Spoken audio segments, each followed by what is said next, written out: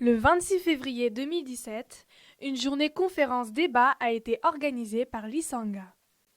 L'Isanga, une plateforme politique qui se veut de faire la politique autrement. Il ne suffit pas d'avoir seulement absolument la carte de membre. Ce n'est pas ça le plus important pour nous. Pour nous, le plus important, c'est que vous aussi, vous vous dites que si je veux que les choses changent au Congo, moi aussi, je dois faire quelque chose. Et faire quelque chose, c'est quoi? C'est quitter sa maison, venir jusqu'ici, vous savez déjà fait. Par la voix de son secrétaire général, M. Rollin Mena, et d'autres membres actifs de l'Isanga, il nous explique les raisons de cette journée. Je remercie d'abord l'Isanga qui nous a invités à réunir aussi, que nous devons réfléchir autrement. Et nous sommes ici pour justement parler un peu des sujets qui nous préoccupent par rapport à la situation qui prévaut en République démocratique du Congo.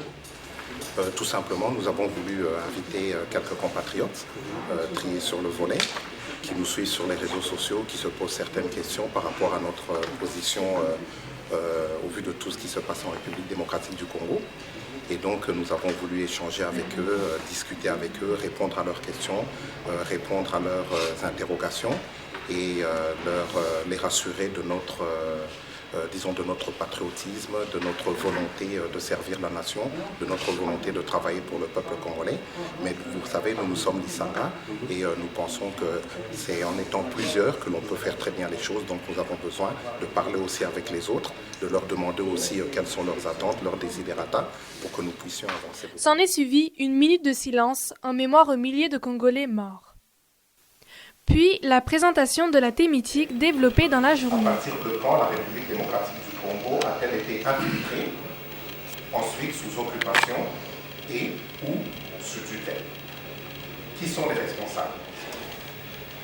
Quel peut ou que doit être l'apport de la diaspora responsable dans le microcosme politique congolais afin d'impacter positivement sur le quotidien de tous nos compatriotes? Ensuite, pouvons-nous faire la paix des braves, être unis dans la diversité et respecter toutes les opinions? Une exhortation adressée à la communauté congolaise dans son ensemble sur les comportements dans les réseaux sociaux. Nous avons remarqué une chose, vous le verrez sur les réseaux sociaux, lorsqu'on donne un avis, les gens se mettent tout de suite dans tous leurs états. C'est les insultes, le wakunayo, kalisimini, le kodinyo yebiyo, le pakunale, Dieu faisait dit. Oh, mais c'est quoi? Alors nous nous sommes dit non. Il faut que les Congolais puissent se parler entre eux sur tous les sujets. Il n'y a pas de sujet tabou. Nous sommes en politique. En politique, on doit pouvoir parler sur tout, sans pour autant déroger aux règles élémentaires de respect, de courtoisie, puis de bienséance comme on dit. Moninga PC à Vinaï, tu n'es pas d'accord. Le baptême, Moninga le Kamolobi, n'a pas d'accord. Mais est-ce qu'il faut finir? Suivi d'un échange très enrichissant entre invités et les organisateurs. Mais à quoi servira ce travail puisqu'il reste à l'extérieur du Congo? Le travail que nous faisons ici, nous comptons le prolonger en République démocratique du Congo. Ça ne va pas s'arrêter au niveau de la diaspora. Nous voulons aussi aller au Congo. Et moi, j'y suis allé quand j'étais au Congo, bien que j'ai été invité par le gouvernement Matata Polo à l'époque. Je ne vous cache pas que j'avais très peur.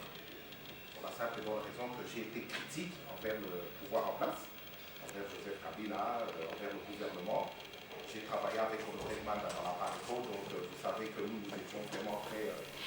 L'Isanga vous remercie tous pour votre présence et pour votre participation.